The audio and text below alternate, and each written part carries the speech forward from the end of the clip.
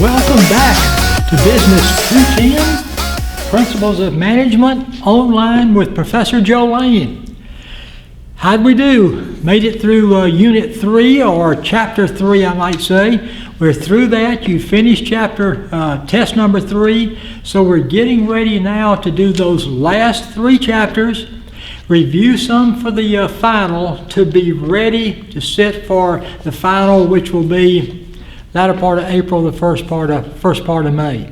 So we're on the home stretch now. We have chapters 14, 15, and 16 that we'll cover for the last part of this. And then, of course, the final will be out of chapters 14, 15, and 16. And then it'll go chapters 1 through 13. We'll take some things out of those chapters since it is a comprehensive final. But I will review, I'll do a finals video review for you as well.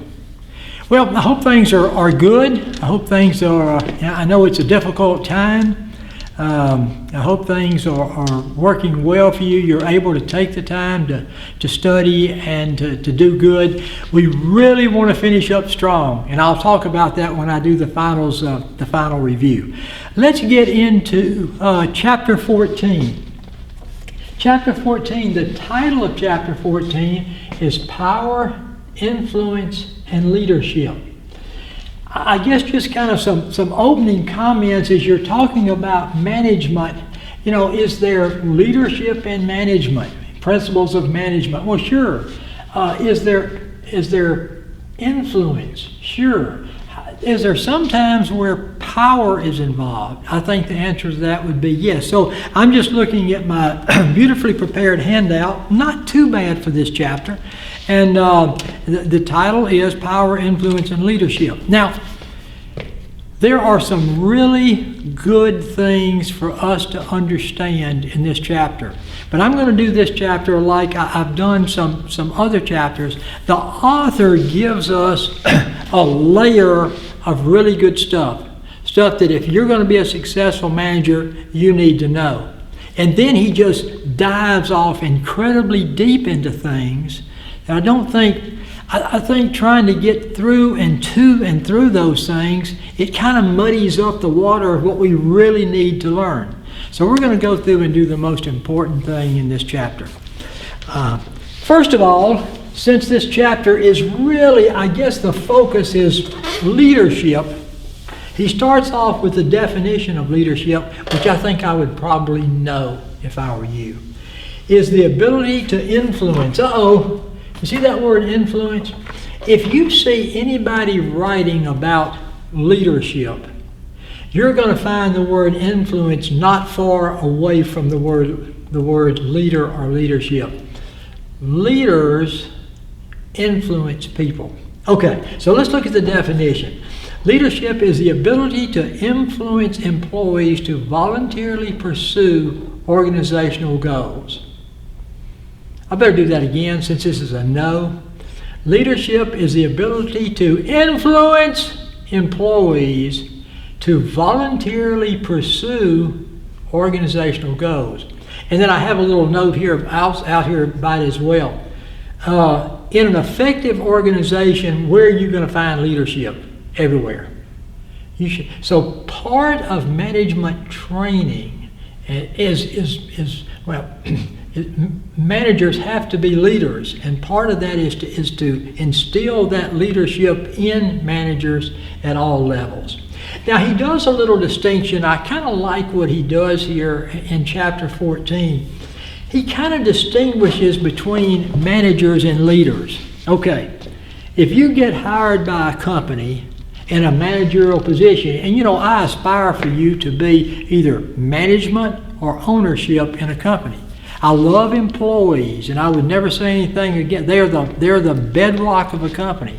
But I love for you to be in either management or in ownership, because these are the movers and shakers. These are the ones that make things happen. Usually a little better compensated and that type of thing.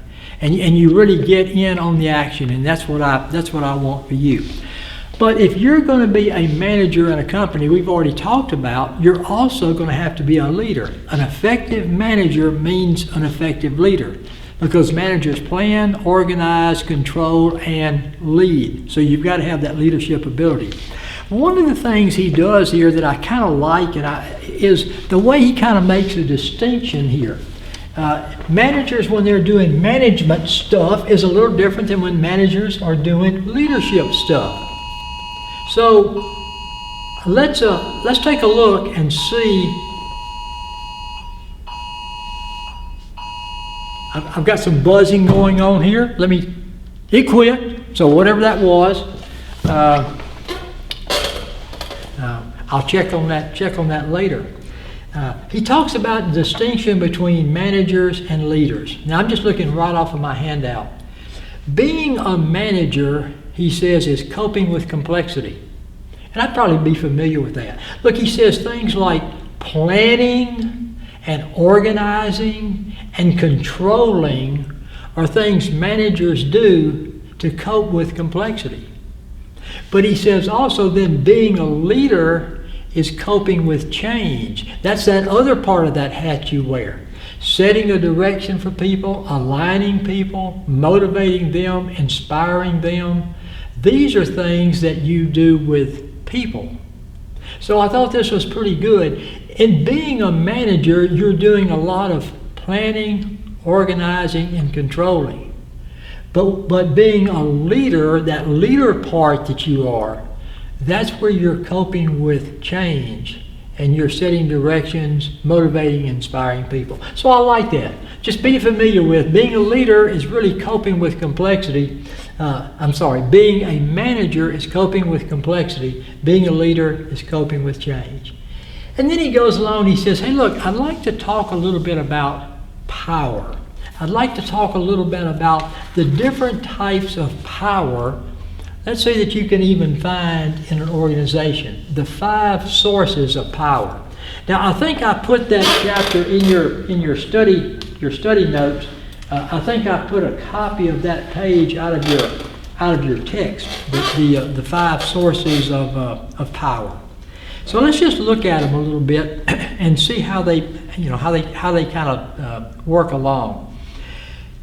One source of power is legitimate power, influencing behavior because of one's formal position. As a manager, you're going to have legitimate power. You're going to have the power to punish. You're going to have the power to reward. You're going to have the power to make certain decisions. You make things happen. So as a manager, you're going to have legitimate power. Reward power, I guess I jumped ahead of myself. Also as a manager, you're going to have reward power. You have that opportunity to reward employees, influencing behavior by promising or giving rewards. That again is that's a power that managers have. Coercive power, that's just the opposite. Influencing behavior by threatening or giving punishment. Okay, so you have coercive power. Hopefully you don't have to use that very much. You have reward power, and then you just simply have legitimate power as being a manager. But there's 2 other sources of power as well. Let's look at those. And I put them in your study notes for you.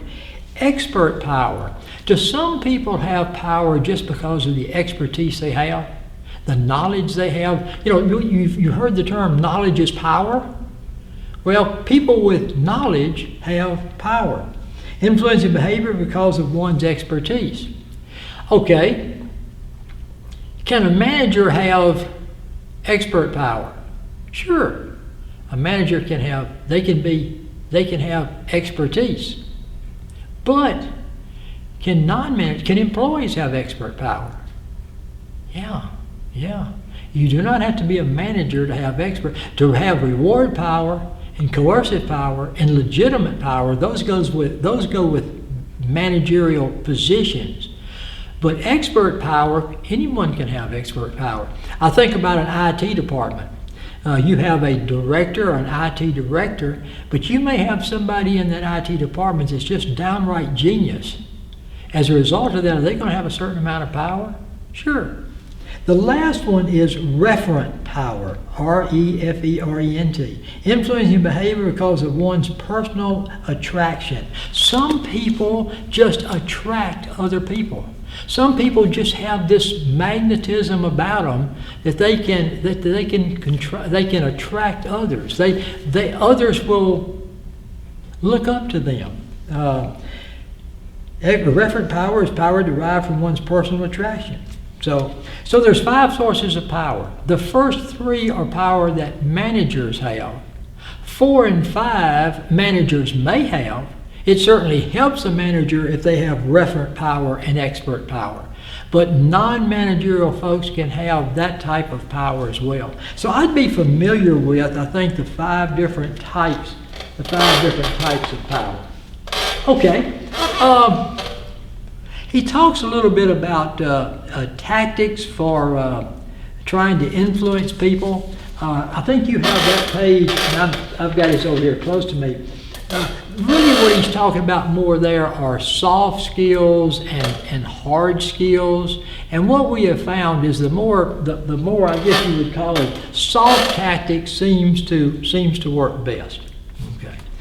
Now, almost all of the rest of this chapter, we talk about leadership, what that is, you need to know that. We talk about influence, because leaders have to influence folks. And then we talked a little bit about managers cope with complexity. We talk about leaders cope with change. I'd be familiar with those 2 little items as well. And we talked about the different sources of power. 3 of them that are reserved mostly for management, 2 managers or non-managerial personnel. Then he says, let's talk about leadership. As a manager, do you need to be a leader? Yes. What kind of a leader? An effective leader, a good leader. Just like you need to be an effective manager. You're really 2 things. If you're going to be an effective manager, you've got to be an effective leader as well. So he says, okay, let's talk a little bit about leadership, and let's look at 5 different ways that we can, 5 different approaches that we can look at leadership. Here's the question that I guess is really important first. Have you ever known somebody that just seemed like they were a natural born leader? They just seemed like they were born with leadership ability. Do I think leaders can be born? Yeah, I think some people can just be born with that natural ability, it seems. Now, does that mean that they're the best they can be? No. Can they still be better leaders as they develop? Sure. But some just seem to have the gift, kind of like athletics. Some people just seem to be incredibly athletic just naturally. And there's some of us that had to work pretty hard for any of the athletic ability that we happen to have. So leaders can be born, but you can also learn leadership. So our author, through most of the rest of this chapter, he says, okay, how might we look at leadership? What are some things that we might consider here if we want to try to be a good leader or improve our leadership? Okay. The first thing he says is that there's a trait approach to leadership. Do leaders seem to have certain traits?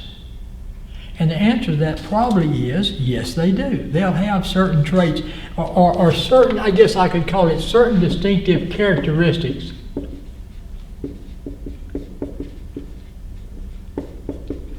If that's misspelled, that's close. That's characteristics, okay? Certain traits or certain characteristics. If you were in class, I would ask you, what would be some of the characteristics that would be good for leaders? And you might, I don't know, honesty, trustworthiness, maybe knowledge, conscientiousness. I started to say stick-to-itiveness. Not sure that's a word, but conscientiousness. So the idea here would be this.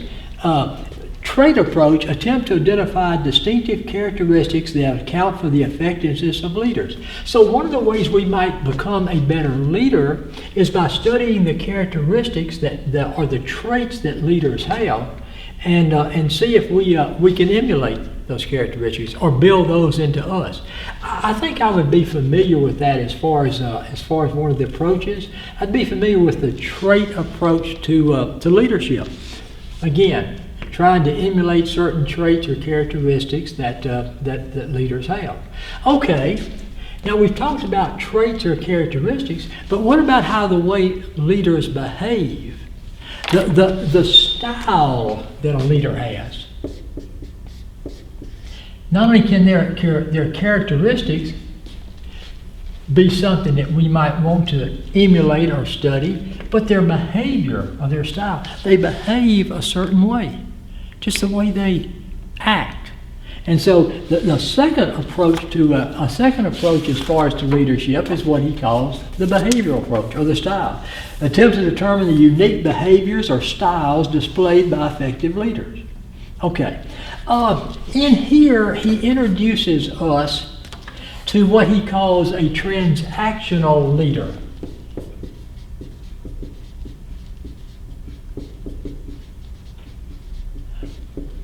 And so I put it on your handout, transactional leader. I said, here's what we do, and you reward or punish. I said, page 452. Well, let me kind of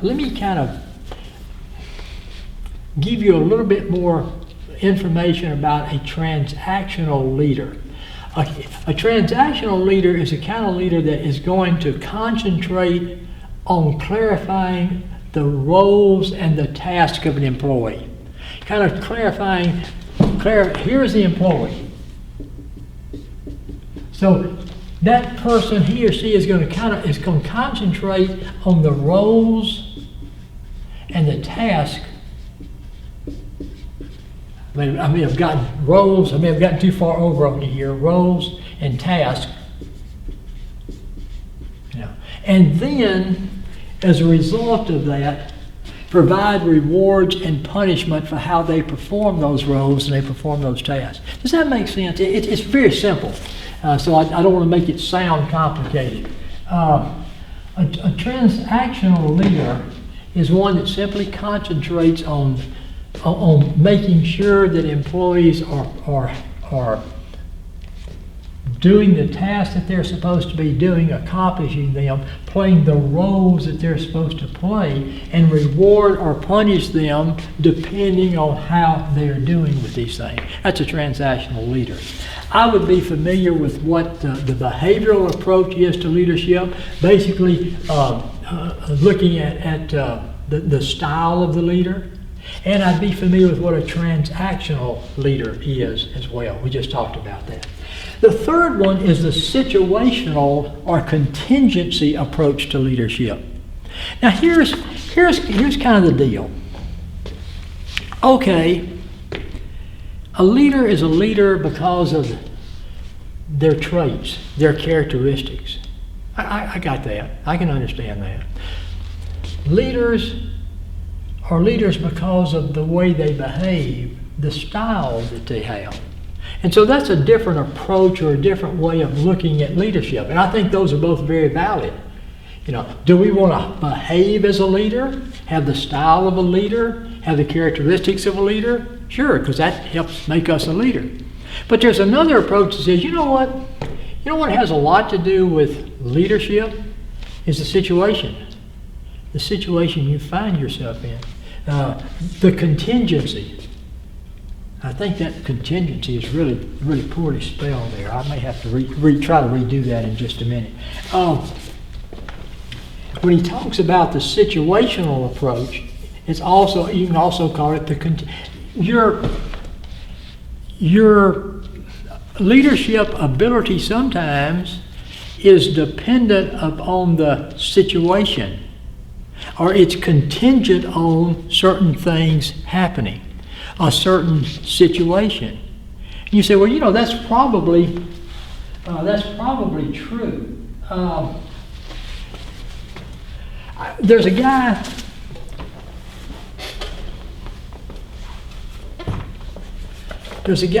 Dwight Eisenhower. I don't know if you know Dwight Eisenhower or not.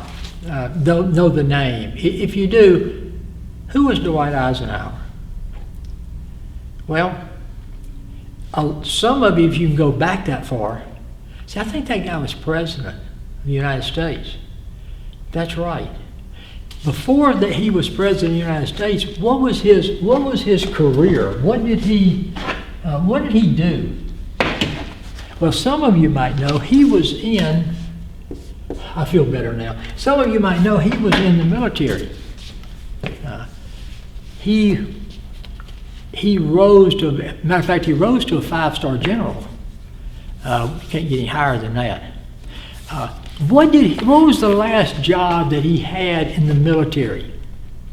He ran World War II for the good guys. He was the Supreme Allied Commander of the forces against Germany in World War II. He ran our side of the war. Pretty big job, huh? Pretty big job. Dwight Eisenhower was considered a tremendous leader. Now, did General Eisenhower have certain leadership characteristics? Sure. Did he have a certain leadership style, behavior style? Sure. But did his leadership ability that came forward, that showed him to be one of the outstanding leaders of the century, did a lot of it come about because the contingency, the situation that he found himself in? Yeah. I mean, how many people have ever been in that situation? So sometimes leadership and your development of leadership is contingent upon the situation. Okay. So that's the situational approach. Leadership can vary with the situation at hand. Now, the fourth style he talks about is transformational leadership. Let me see if I gave that. Yeah, I did. The fourth style is transformational leadership. Let me read what transformational leadership is. If you've been watching these videos, you figure sooner or later I'm going to fall off this stool, don't you? Yeah. Okay. Well, so far so good. On none of the videos have I done it, but I guess it could happen. Transformational leadership transforms employees to pursue organizational goals over self-interest. Wow. We talked about a transactional leader as we were talking about behavioral style. This is a transactional leader is one that concentrates on clarifying the roles and the tasks that a person has to do to see that they can do that task the very best, and then reward and punish them otherwise. This is a good leadership style during normal times. During regular times, as people are working and trying to accomplish the organization's goals, employees have certain roles and certain tasks to do. Managers are transactional leaders. They make sure that these employees understand their roles, understand their tasks, mentor them, motivate them, help with them, and then reward and punish. Remember those two types of power we talked about in relation to how they perform those tasks and how they perform or play those roles. Okay, but a transformational leader, let me do that again. Transformational leadership transforms employees to pursue organizational goals over self-interest. You actually put the organization ahead of yourself. Is that pretty hard to do? I mean, a transformational leader is one that can do that actually can have a person put their goals, the goals of the company, above their own personal goals. Yeah. Well, that's a pretty strong type of leader, isn't it? Now here, let me say a couple of things about that. Transformational leadership is leadership during extraordinary times. We need transformational leadership now dealing with this virus we have, where folks are and will step up and put the good of the company, or in this case maybe our nation, ahead of their own good. And we've got some tremendous people in the healthcare industry that I think are doing that.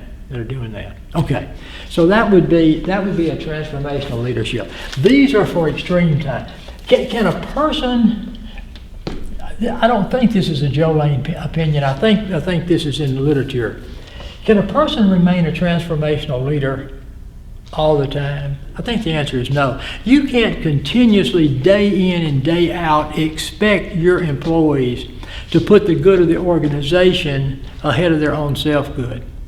But in extreme times, you can. Another little example that I had is a couple of years ago now, Boley Elementary School burned. I mean, nobody was lost their life. It was done late at night or early in the morning.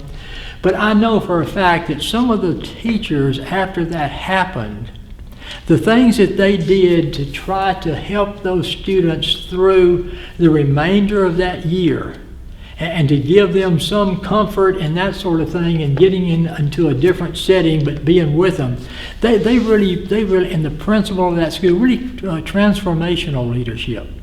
They put the organization, they put what their task was ahead of their own personal needs. Okay. So I'd be familiar with the situational approach to leadership, the contingency approach. I'd be familiar with what transformational leadership is. Now, one other thing. What's the best type of leader? Transformational or transactional? What do you think? Combination? The best leaders are both transactional and transformational. For the very reason that I think I mentioned, you can't remain a transformational leader all the time. Your people can't do it. You can't operate at that insane level all the time. So sometimes, if you're a really effective manager, a really effective leader, in normal times, you're going to be a transactional leader.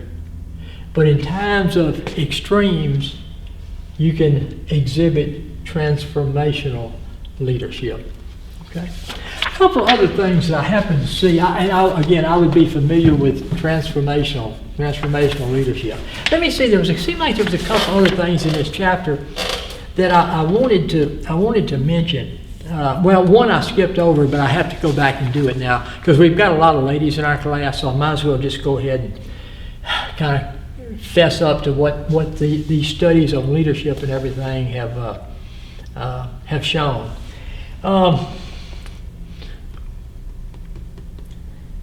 When we were talking about the trait approach to leadership, there's been some gender studies, about women as leaders, men as leaders. And here's what, who makes the best leaders? Well, I think there can be best leaders that are men, and can be best leaders that are women. But here's what they found. Men tend to be more task-oriented in their leadership style. They have more task-oriented leadership. Women have more social-oriented or people-oriented leadership. So women more people-oriented leadership, men more task-oriented leadership. In this day and time, do you think task-oriented or people-oriented tend to be more effective? You got it. People-oriented. Now, don't get me wrong. Are you saying the task doesn't matter, just be friendly to the people? No, I'm not saying that. I'm saying though that you can approach to get the goals and objectives of your company done. You can approach it purely through the task that have to be done, or you can approach it through the people. And if you stop and think, you hear the term soft skills. If you stop and think, it's the people that do the task. So I know one thing that men, even though men tend to be task oriented, having a little bit more of that people orientation, I think is helpful. But women, it seems like it's in their DNA more than it is men. And I think so. Men are more task oriented. Women are more social or people oriented. Although I think us guys need to start moving a little bit more that way. I think the only other thing, and I'd be familiar with that. I'd be familiar with that.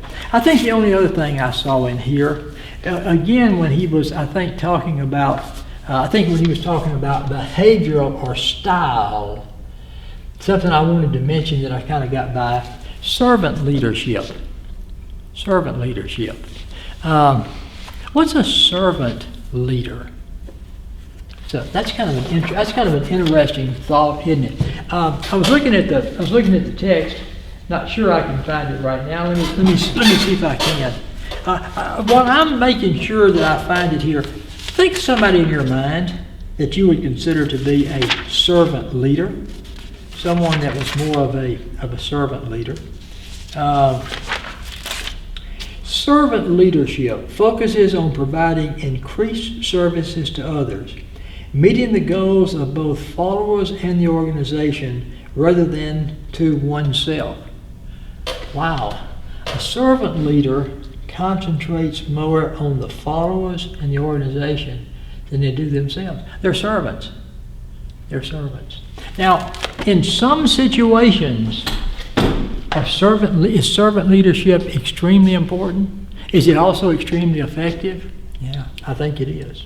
Okay, if you have the book, we did not go crazy deep into chapter 14. But I think we did do a pretty good job with chapter 14 because this thing really evolves around leadership. So we defined what leadership was. And then we said, and leadership and influence are peanut butter and jelly. If you're going to be an effective leader and you're going to exhibit leadership, you've got to have influence. And then we talked about power. And there were 3 kinds of power that managers only have, but there were 2 kinds of power, referent power and expert power, that both managers or non-managers could have. And then we kind of went to leadership school, I guess is what you'd call it, a little bit. We want to be a better leader. We want to be a better leader.